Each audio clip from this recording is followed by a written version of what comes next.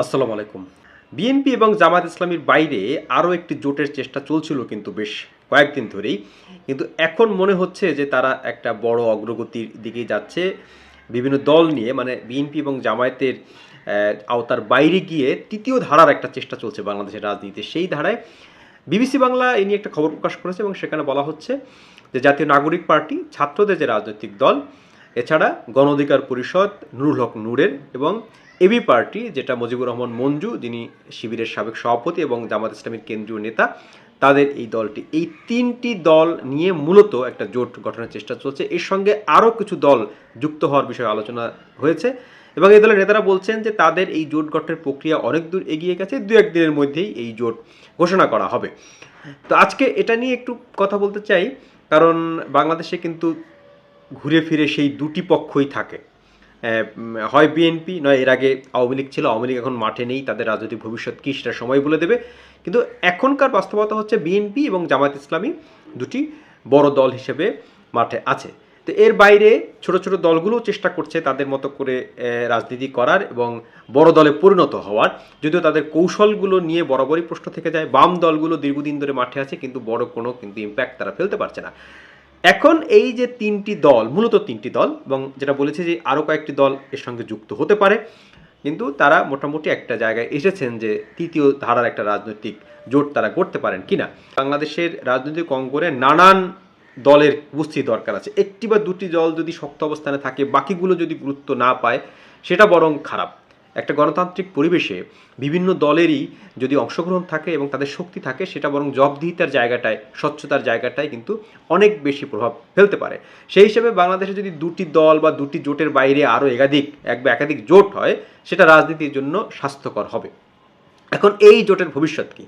বাঙালি নিয়ে কিন্তু একটা কথা আছে যে বাঙালি সংগঠন করতে পারে না, কারণ যখনই তারা একটা সংগঠন করে তখন কিন্তু ক্যাচাল লাগিয়ে দেয়। আপনি দেখবেন যে কোনো সভা, সংগঠন, সমিতি আপনি করবেন, সেখানে কিন্তু নেতৃত্ব নিয়ে একটা কোন্দল হয়, ভাগাভাগি নিয়ে একটা কোন্দল হয়, আইডিওলজিগত সমস্যার কারণে এটা মূলত হয়। এছাড়া ব্যক্তিগত স্বার্থের বিষয়টা তো আছেই। রাজনীতির ক্ষেত্রে আমরা এটা দেখেছি, এর আগেও অনেক জোট টোট হয়েছে, ভেঙে গেছে।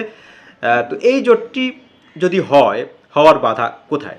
এখন পর্যন্ত জোট হয়নি, একটা আনুষ্ঠানিক ঘোষণা তারা দেবেন বলছেন যদি এটা একটা ফল হয়। জাতীয় নাগরিক পার্টি কিন্তু বিএনপির সঙ্গে জোটে যাবে নাকি জামায়াতের সঙ্গে জোটে যাবে, এ নিয়েও একটা আলোচনা আছে। একটা অংশ দলটির তারা বিএনপির সঙ্গে জোটে যেতে চায়, আরেকটা অংশ জামাতের সঙ্গে তারা যেতে চায়, আরেকটা অংশ তারা নিজেরাই কিন্তু রাজনীতি বা ৩০০ আসনে প্রার্থী দিয়ে এমপি ইলেকশন করতে চায়। সেই পরিস্থিতি তাদের আছে কিনা। এবং দলের একাধিক নেতা বিভিন্ন সময়ে দুর্নীতি সহ বিভিন্নভাবে বিতর্কিত হয়েছেন। একটি অংশ চেষ্টা করছেন তারা ইতিবাচক রাজনীতি করে এগিয়ে যেতে।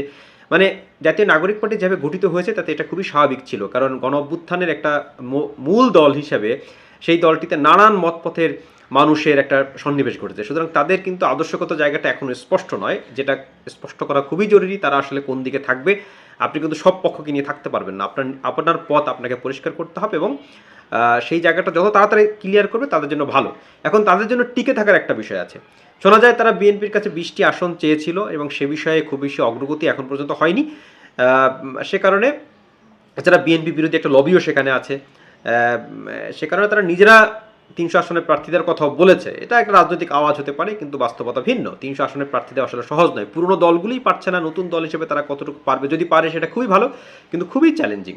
এখন এই যে তৃতীয় ধারার জোট, মুজিবুর রহমান মঞ্জু, যিনি সাবেক একজন জামাত ইসলামী নেতা এবং শিবিরের কেন্দ্রীয় সভাপতি ছিলেন, এবং তিনি একজন খুবই পণ্ডিত ব্যক্তি হিসেবে তাকে ধরা হয় রাজনীতির মাঠে। অনেক পড়াশোনা জানেন তিনি, খুব দারুণ আলোচনা করেন, ভিন্ন আঙ্গিক কথা বলেন। জামাত নেতাদের মতো তিনি টিপিক্যাল কথাবার্তা বলেন না এবং জামাতের সংস্কারপন্থী অংশ হিসেবেই তাকে বিবেচনা করা হতো এবং সেখান থেকে বেরিয়ে তিনি এই এবি পার্টি করেন। তার দলে কিন্তু আরও একজন গুরুত্বপূর্ণ নেতা আছেন, তিনি হচ্ছেন ব্যারিস্টার আসাদুজ্জামান ফুয়াদ। তিনিও টক শো সহ বিভিন্ন সভায় কিন্তু বেশ তাদের নিজস্ব জনপ্রিয়তার একটা ধারণা তারা তৈরি করতে পেরেছেন। এখন এই যে জোট, এনসিপির আহ্বায়ক নাহিদ ইসলাম, গণ অধিকার পরিষদের নুরুল হক নূর আর এই এবি পার্টির মুজিবুর রহমান মঞ্জু, তাদের যে জোট, এই জোটের আসলে লক্ষ্য কী, এটা একটা প্রশ্ন হতে পারে। এক হচ্ছে তারা জোট গঠন করলো, তাদের জোট টিকবে কিনা এসব নিয়ে তো চ্যালেঞ্জ আছেই। লক্ষ্যটা কি, তারা কি সরকারে যেতে পারবে? দেখুন, বিএনপির যে কোনো বিবেচনায় এখন যদি ভোট হয় বা ৬ মাস পরেও ভোট হয়, বিএনপির সম্ভাবনাই সবচেয়ে বেশি। এখন অন্য দল, অনেকে আবার জামাতের সম্ভাবনা দেখছেন, তারা হয়তো কিছু আসন পাবে, কিন্তু সরকারে যাওয়ার মতো পরিস্থিতি তাদের নেই এবং সেটা খুব দ্রুত হবে এমনটি মনে করার কোনো কারণ নেই। তারা মূলত কর্মী নির্ভর দল এবং অনেক কর্মী তাদের আছেন এবং সমর্থন আগের থেকে বেড়েছে, কোনো সন্দেহ নেই। 10-15% সমর্থন হয়ে যেতে পারে তাদের, কিন্তু সেটা সরকার গঠনের জন্য যথেষ্ট নয়। তাহলে এখন বিএনপি এবং জামায়াতের এই বাইরেও কিন্তু একটা রাজনীতির ফাঁকা জায়গা আছে। সেই জায়গাটা এই তৃতীয় শক্তি নিতে চায় কিনা, ছাত্রদের দল এবং এই যে নতুন ছোট ছোট দল যারা আছেন তারা নিতে চায় কিনা, নিতে চাইলে তারা পারবে কিনা। আমার বিবেচনায় এই জোটের প্রধান লক্ষ্য হচ্ছে জামায়াত ইসলামী, প্রধান টার্গেট হচ্ছে জামায়াত ইসলামী। কারণ এখন যদি ভোট হয় তাহলে অবভিয়াসলি জামায়াত ইসলামী তারা বিরোধী দলে যাওয়ার একটা তাদের বড় চান্স আছে। কিন্তু যদি এই তৃতীয় জোটটি মোটামুটি একটা গ্রহণযোগ্যতা তৈরি করতে পারে এবং বিভিন্ন পক্ষের ভোট টোট তারা পায় এবং বিএনপির সঙ্গে যদি আসন সমঝোতা করেও তারা ইলেকশন করে, তাহলে কিন্তু তাদের বিরোধী পক্ষে যাওয়ার যথেষ্ট সম্ভাবনা আছে। সেক্ষেত্রে জামায়াত ইসলামী হয়ে যাবে 3 নম্বর শক্তি। অর্থাৎ এই তৃতীয় ধারার শক্তির মূলত বিরোধী দল হওয়ার যে উদ্দেশ্য সেটাই এখন সামনে আসছে।